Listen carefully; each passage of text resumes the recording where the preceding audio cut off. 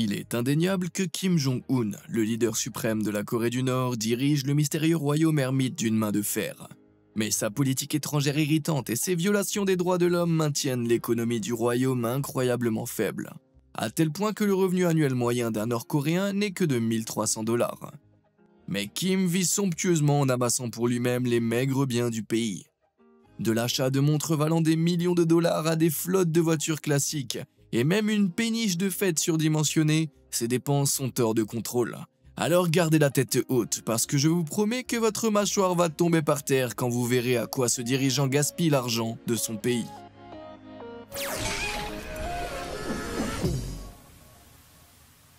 Collection de pianos sans intérêt. Aussi rigide et sévère qu'il puisse paraître, Kim Jong-un a en fait un côté doux qui aime particulièrement la musique. Selon des rapports internes, le leader suprême aide tout ce qui est musical. Que ce soit chanter au karaoké, écouter des morceaux des années 80 ou assister à des spectacles de K-pop. À tel point qu'il a même son propre orchestre privé de 13 musiciens composé exclusivement de femmes violonistes. Aussi difficile que cette obsession soit à croire, il existe des données douanières convaincantes pour l'étayer. En 2014, il a été révélé qu'il avait importé un lot de 36 pianos haut de gamme dans le pays, ainsi qu'un grand nombre de matériel d'enregistrement à prix élevé. Mais curieusement, aucun rapport ne suggère que Kim joue réellement du piano. Alors pourquoi en avait-il autant besoin? Peut-être essayait-il de monter un autre groupe privé composé uniquement de pianistes. Ou peut-être armait-il ses soldats pour une guerre au piano. Quelle que soit la raison, il est peu probable que ces instruments ne soient pas de qualité supérieure. Et si l'on considère qu'un piano à queue de concert haut de gamme peut se vendre plus de 170 000 $, cette collection de 36 pièces pourrait valoir la somme astronomique de 6 millions de $. Ouais, je pense pas que ce soit de la musique aux oreilles de quiconque. Mais pendant que Kim est occupé à faire teinter de nombreux ivoires, pourquoi ne pas essayer de cliquer sur les boutons j'aime et s'abonner? Je publie chaque jour de nouveaux contenus dont vous pouvez profiter gratuitement. Cela ne vous coûtera même pas un centime en plus. Et en parlant de sous, regardons ce que le supposé leader suprême de la Corée du Nord a acheté d'encore plus ridiculeusement cher. Des palais à profusion. Beaucoup de leaders mondiaux ont plusieurs résidences, comme l'ancien président américain Donald Trump par exemple. Lorsqu'il était aux commandes, il n'avait pas une ni deux, mais 3 résidences à temps partiel en plus de la Maison Blanche. Aussi extra que cela puisse paraître, ce n'est rien comparé au nombre de résidences que possède Kim Jong-un. Selon les rapports de North Korean Covered, il y a un nombre phénoménal de 14 palais utilisés exclusivement par le leader suprême et sa famille. Et tout comme Kim, ils ne sont pas de petite taille, comme celui-ci connu sous le nom de résidence Ryeong-song, qui est la colossale résidence principale de Kim. L'ensemble du complexe s'étend sur plus de 11,7 km² dans la banlieue de Pyongyang, englobant une gare privée, une piste de course de chevaux et même 3 lacs artificiels massifs. Mais à moins de 32 km de là, il possède également un autre manoir massif connu sous le nom de résidence Kangdong, utilisé comme retraite d'été. Ce palais possède également 3 immenses lacs artificiels et une gare ferroviaire privée, ainsi qu'un jardin élaboré et de nombreuses maisons d'hôtes. Sur la côte est du pays, un autre complexe encore plus somptueux se trouve au bord de la mer. Il s'agit de la résidence Wonsan. Et comme vous pouvez le voir, elle est un peu plus ostentatoire que les 2 autres.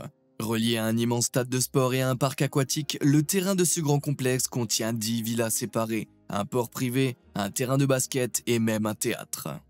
Et dire qu'il possède au moins 11 autres résidences de ce type. Bien que l'on ne sache pas combien coûte la construction et l'entretien de ces complexes, le complexe de Wonsan semble faire à lui seul environ 4 hectares. Pour comparaison, un domaine de cette taille en Californie vaudrait environ 18 millions de $.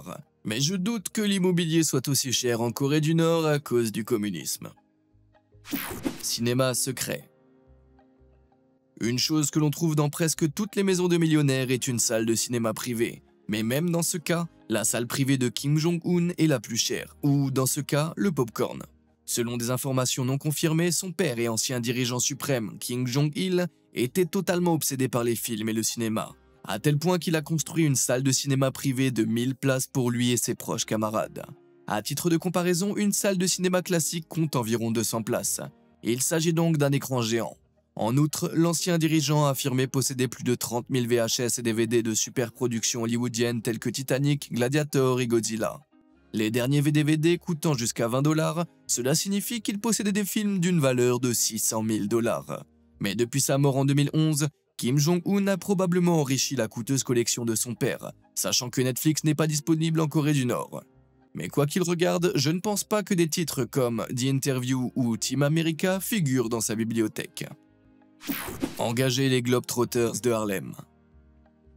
Alors que son père aimait peut-être le cinéma, la passion de Kim se situe sur le terrain de basket. Il aime tellement regarder ce sport qu'en 2019, il a exigé que les États-Unis envoient des basketteurs célèbres en Corée du Nord dans le cadre d'une proposition d'accord de dénucléarisation. Il a prétendu que c'était pour normaliser les relations entre les deux pays, mais c'était probablement à cause de la passion de Kim pour ce sport, vu que la plupart de ses manoirs possèdent un ou deux terrains. L'obsession de Kim a atteint un sommet en 2013 lorsqu'il a invité les célèbres Globetrotters de Harlem à jouer un match d'exhibition contre l'équipe nationale de Corée du Nord. Au cours de l'un des matchs de basket les plus étranges jamais disputés sur un terrain, les deux équipes se sont quittées sur un score de 110 à 110. Si cette diplomatie du basket super étrange a rempli le stade de Kim, elle a contribué à vider son compte en banque. Le prix standard d'une apparition des Harlem Globetrotters aux États-Unis est de 75 000 $. Mais ce prix n'inclut pas les vols, l'hébergement ou l'organisation d'un match pour donner une bonne image d'une nation. Alors à votre avis, combien Kim a-t-il dû payer pour persuader les Globetrotters de faire un match nul? Dites-le moi dans les commentaires. Tout le monde à bord du train de l'argent.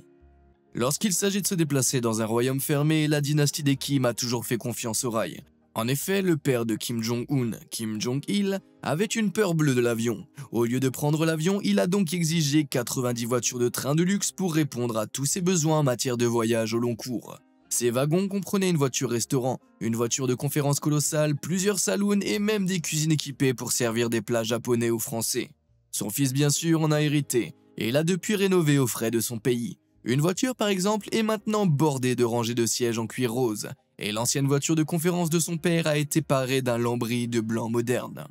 Chaque voiture est complètement à l'épreuve des balles, ce qui les rend plus lourdes de plusieurs milliers de livres qu'une voiture moyenne. Et ce poids supplémentaire signifie qu'avec 21 voitures, il peut atteindre une vitesse maximale de seulement 60 km/h. Malgré son allure d'escargot, Kim l'utilise pour visiter des usines dans tout le pays, où il prend ironiquement des photos de propagande pour montrer la richesse supposée de la nation. Et on dirait qu'il a vraiment apprécié de voir tout le lubrifiant que cette usine produit. Mais il ne se contente pas de visiter des usines, car il y a aussi une vingtaine de gares privées réparties dans tout le pays que seul le train du dirigeant suprême est autorisé à utiliser. Mais combien coûte réellement ce mastodonte roulant? Eh bien la construction d'un seul wagon de train standard peut coûter plus de 1,5 million de $. Et vu que Kim dispose de 90 wagons blindés et personnalisés, son train pourrait valoir plus de 135 millions de $. S'il cherche à faire chuter encore plus l'économie de la Corée du Nord, il est certainement sur la bonne voie. La vie en haute altitude. Contrairement à son père, qui a la phobie de l'avion, Kim Jong-un n'a aucun problème à prendre l'air, comme le prouvent non seulement un, mais deux de ses avions privés. Les rares fois où il a quitté l'enceinte de la Corée du Nord, ce dirigeant est arrivé dans l'un des deux avions Ilyushin Il-62M, bien évidemment habillé en livrée VIP du gouvernement. Lorsque ces appareils ont été conçus en 1963, ils étaient les plus grands avions de ligne de leur catégorie, avec près de 63 mètres de long. Bien que ces avions de l'ère soviétique aient été retirés de la production en 1995, cela n'a pas empêché Kim de remettre à neuf les deux appareils pour son usage personnel. Mais à part ces rénovations, ces avions préhistoriques sont toujours très chers à fabriquer. En plus du coût d'un hangar approprié et de l'entretien, ils peuvent coûter jusqu'à 50 millions de $ chacun. Certes, ce n'est rien comparé aux nouveaux modèles d'avions Air Force One. Avec leur hangar et leur maintenance, ces deux palais présidentiels coûteront la somme astronomique de 5,3 milliards de $. Mais si l'on considère que 19 présidents des États-Unis, de Roosevelt à Trump, ont effectué 765 voyages internationaux au cours de leur mandat, ces avions présidentiels sont certainement très utilisés. Mais depuis que Kim Jong-un est arrivé au pouvoir en 2011, il n'a effectué que 9 voyages à l'étranger. Alors 50 millions de $ par avion, c'est vraiment exagéré. Mais je me demande s'il les appelle Air Force One. Une tête d'essence coûteuse. Maintenant, quand Kim veut vraiment arriver avec style, il se gare dans l'une de ses magnifiques limousines Mercedes-Benz Pullman. Les limousines Mercedes haut de gamme de ce type sont très prisées par de nombreux dirigeants mondiaux. Non seulement parce qu'elles ont l'air professionnelles, mais aussi parce qu'elles sont à l'épreuve des balles. Et à près de 1,6 million de $ chacune, on peut espérer que même les enjoliveurs puissent arrêter une ou deux balles. Mais la possession par Kim de limousines de luxe est en fait une violation massive des sanctions internationales contre la Corée du Nord. Ces sanctions ont été mises en place par les Nations Unies sur les produits de luxe importés, il y a plus de 10 ans, dans le but d'empêcher Kim de se doter d'armes nucléaires. Mais Kim a manifestement trouvé un moyen de contourner ces sanctions afin d'alimenter ses habitudes de collectionneur de voitures. Car il n'y a pas que des limousines qu'il est importé illégalement. Des rapports ont révélé qu'il possède également une flotte de plus de 100 voitures de luxe. Selon des données douanières et des photographies, il s'agit notamment d'une Audi R8 à 162 000 $, d'un Range Rover à 100 000 $ et d'une étonnante Rolls-Royce Phantom blindée qui a coûté plus de 500 000 $. Comme si cela ne suffisait pas, il a effrontément conduit cette Phantom d'1 demi-million de dollars lors de sa rencontre avec Mike Pompeo, l'ancien directeur de la CIA. Voilà, les enfants, c'est ce qu'on peut appeler un énorme flex. Lorsque Kim ne voyage pas en avion, en train ou en voiture, il prend la mer avec style. En 2013, Kim et ses principaux généraux ont été aperçus débarquant d'un énorme yacht de 29 mètres lors d'une visite à une station de pêche. Mais ce n'était pas n'importe quel yacht, c'était un luxueux 95 MY Princess Yacht. Et il s'agissait d'un navire à moteur britannique haut de gamme composé de 3 immenses ponts, équipé d'un grand salon, d'une salle à manger, d'une cuisine complète et même de 4 chambres. Mais tout cet espace marin a coûté la bagatelle de 7 millions de dollars. Mais ce n'est pas le seul bateau qu'il possède. Des images satellites du royaume ermite révèlent que juste à l'intérieur de son complexe de Woolson, mentionné précédemment, il y a au moins un autre yacht absolument massif dans les docks. Long de 30 mètres, il fait à peu près la même taille que le Princess Yacht, ce qui signifie qu'il vaut probablement aussi plus de 7 millions de dollars. Mais il n'y a pas que les yachts dans les docks de Kim. Regardez cette monstruosité. Croyez-le ou non, il s'agit de la péniche privée de Kim Jong-un, longue de 61 mètres à plusieurs étages pour des soirées piscines. Selon des témoins, elle contient une piscine de longueur olympique qui, à son extrémité supérieure, comporte des toboggans en spirale, ainsi qu'un immense salon en coulisses. Les données satellites montrent que ce parc d'attractions flottant a été rénové au fil des ans et a même été repéré flottant au large de l'île de Tae pendant un mois entier en 2018. Considérant que Kim disparaît des projecteurs des médias pendant des mois, on peut se demander s'il travaille dur ou à peine. Mais combien ça coûte?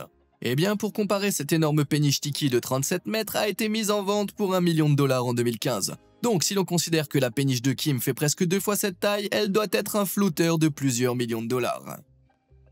La facture de nourriture. Il est clair que Kim Jong-un est un grand fan de sa nourriture. Mais en 2019, après le sommet de Hanoï auquel Kim a participé, un chef cuisinier a révélé quelque chose de choquant sur le régime alimentaire de ce leader. Non seulement Kim avait fait venir par avion ses propres chefs et serveurs, mais il lui avait préparé une quantité impressionnante de caviar, de homard et de bœuf wagyu, et même des foie gras les plus fins que l'argent pouvait acheter. Il est clair qu'il a développé un goût pour les choses les plus fines de la vie, mais le foie gras de luxe peut coûter jusqu'à 198 $ le gramme, tandis que le bœuf wagyu de qualité supérieure peut atteindre 440 $ le kilo. Quant au caviar et au homard, ces deux délicieux produits de luxe sont en fait interdits en Corée du Nord en raison, vous l'aurez deviné, des sanctions internationales. Mais ça n'a visiblement pas empêché Kim Jong-un de manger ce qu'il veut quand il veut. Et quand il n'est pas occupé à engloutir des délices internationaux, il les importe. En 2016, il aurait commandé pour près de 67 000 $ de fromage coûteux rien qu'en Italie. Mais la plupart des habitants de son pays, frappés par la pauvreté, dépendent de rations alimentaires qui ne représenteraient que 300 grammes de nourriture par jour en 2019. C'est moins que ce que mange un enfant d'âge préscolaire moyen. Il semble donc peu probable que Kim ait partagé ses produits laitiers. En fait, son amour sans fin pour le fromage importé a alimenté une rumeur en 2014, selon laquelle il était devenu si gros que ses 2 chevilles se sont soudainement brisées sous son propre poids. Après cela, il devrait peut-être envisager de changer le nom de ce leader suprême en Kim Jong-double. Des boissons à foison. Pour faire descendre toute cette bonne nourriture, Kim s'assure de commander de nombreuses boissons dignes d'un roi. Rien qu'en 2016, il aurait importé pour près d'1 million de dollars de café brésilien de qualité. Mais pendant que Kim engloutissait des tasses chaudes de Joe de qualité, environ 50% de la population rurale de la Corée du Nord n'avait même pas accès à l'eau potable. Et pour ne rien arranger, il n'y a pas que le café pour lequel ce leader insatiable gaspille l'argent de son pays. Vous voyez, Kim aime 1 ou 2 boissons alcoolisées coûteuses. Il a même affirmé avoir bu 10 bouteilles d'un célèbre Bordeaux français en une seule soirée. Si l'on considère qu'un Bordeaux de qualité peut coûter plus de 1 000 $ la bouteille, j'espère que ce dernier verre de 10 000 $ l'a vraiment assommé. Mais en 2016, Kim a dépensé plus de 45 000 $ en alcool américain importé illicitement pour lui et ses plus proches camarades. Bien qu'il n'ait pas toujours eu de bonnes relations avec les États-Unis, ça ne semble pas avoir arrêté son amour des spiritueux américains. Mais il n'y a pas que les États-Unis qui l'achètent. Rien qu'en 2016, il a importé pour plus d'1 million de dollars d'alcool du monde entier. C'est beaucoup si on considère qu'à l'époque, 2,8 millions de Nord-Coréens avaient du mal à se nourrir. Bien que, comme vous l'avez probablement deviné, l'alcool haut de gamme est considéré comme un article de luxe et il est illégal de l'importer en Corée du Nord en vertu des règlements de l'ONU. Mais malgré la sévérité de ces sanctions, la Corée du Nord trouve un moyen de les contourner. En 2017, Kim aurait dépensé plus de 35 millions de dollars pour importer illégalement des alcools internationaux de luxe pour le plaisir de ses camarades de l'élite. C'est assez pour que n'importe qui puisse voir double. Des chevaux hors de prix.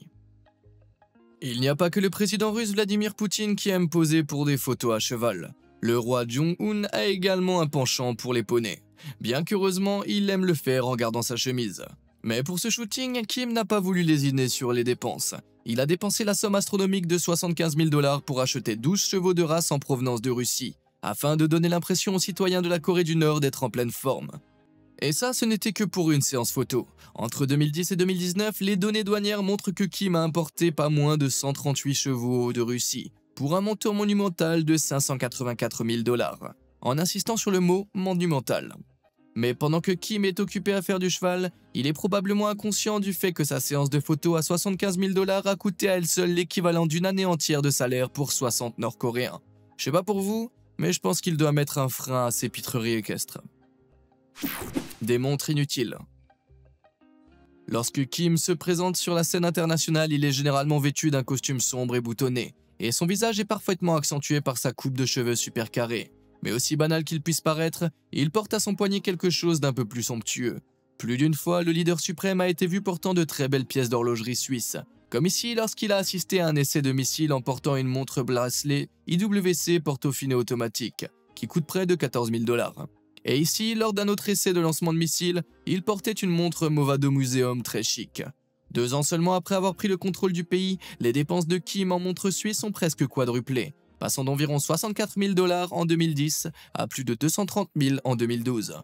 Cependant, en 2016, après s'être attiré les foudres encore plus des sanctions de l'ONU, le gouvernement suisse a mis un terme à toutes les exportations de montres de luxe vers la Corée du Nord. Mais apparemment, l'interdiction n'a pas empêché Kim d'importer illégalement une centaine de Rolex flambant neuves comme cadeau pour les membres de son parti d'élite en décembre 2016.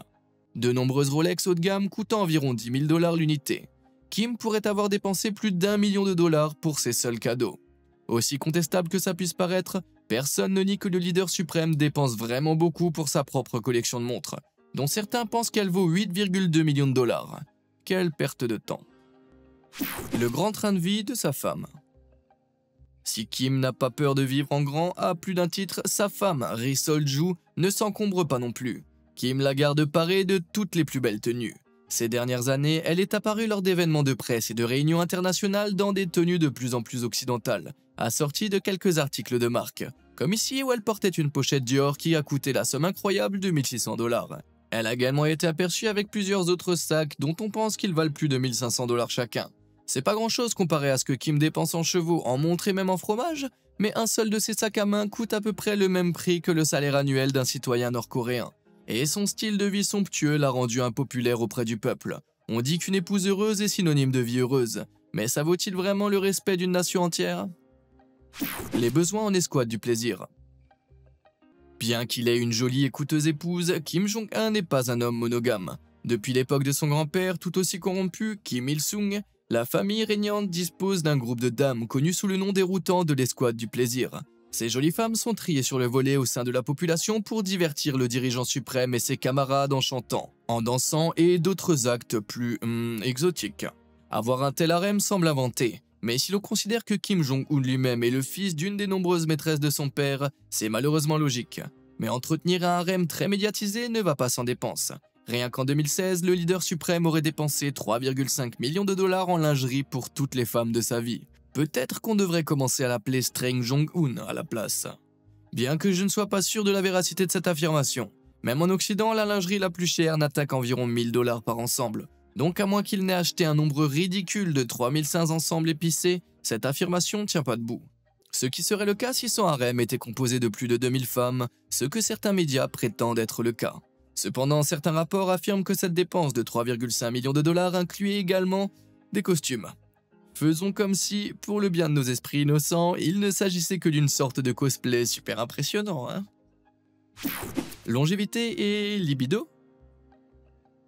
Maintenant que nous savons que Kim n'est pas à court de femmes, la pression pour produire un héritier qui héritera de son royaume incroyablement corrompu repose carrément sur ses énormes épaules. Bien que des rumeurs non confirmées indiquent qu'il ait 3 enfants avec Ri Sol-ju, dont l'un pourrait être un garçon, cela ne suffit pas au leader suprême. Après tout, Kim Jong-un n'était pas l'aîné de sa fratrie masculine lorsqu'il a été nommé héritier du royaume ermite. Le titre est passé par-dessus la tête de ses 2 autres frères, Kim Jong-chol et le roi Jong-nam, qui ont été jugés inaptes à gouverner par leur père. Kim Jong-un doit donc s'assurer qu'il y aura suffisamment d'héritiers parmi lesquels choisir lorsque son heure sera venue de transmettre la direction et les biens du royaume. Mais comment s'y prend-il? Eh bien, selon un transfuge nord-coréen, la famille Kim possède un centre privé de longévité composé de 130 des meilleurs scientifiques du pays. Leur mission est de veiller à la santé et au bonheur de la famille Kim, afin de la maintenir en vie le plus longtemps possible. Jour et nuit, ces scientifiques travaillent sur tout, de l'amélioration de la tendreté du bœuf des Kim à la reproduction de la marque de cigarette occidentale préférée du dirigeant. En plus de cela, le centre a également été chargé de créer des aphrodisiaques puissants pour les dirigeants suprêmes, fabriqués à partir de substances braconnées illégalement comme des organes génitaux de phoque ou même de lion. Je suis désolé, mais si Kim Jong-un peut importer secrètement des organes génitaux de lion dans le pays, est-ce que mettre la main sur quelques pilules bleues induisant des bourrelets serait vraiment si difficile? Bien qu'on ne sache pas combien tout cela coûte, un scientifique de ce type gagne en moyenne 80 000 $ par an aux États-Unis. Et avec 130 personnes à sa disposition, ça représente au moins 10,4 milliards de dollars de soins de santé par an pour une seule famille. Bien que ça semble toujours moins cher qu'une facture médicale américaine. Laquelle des dépenses de Kim vous semble la plus extravagante? Et quelle est celle que vous souhaiteriez secrètement procéder vous-même? À condition que ce soit pas au prix du vol d'une nation entière, bien sûr. Dites-le moi dans les commentaires ci-dessous, et comme d'habitude, merci de nous avoir suivis.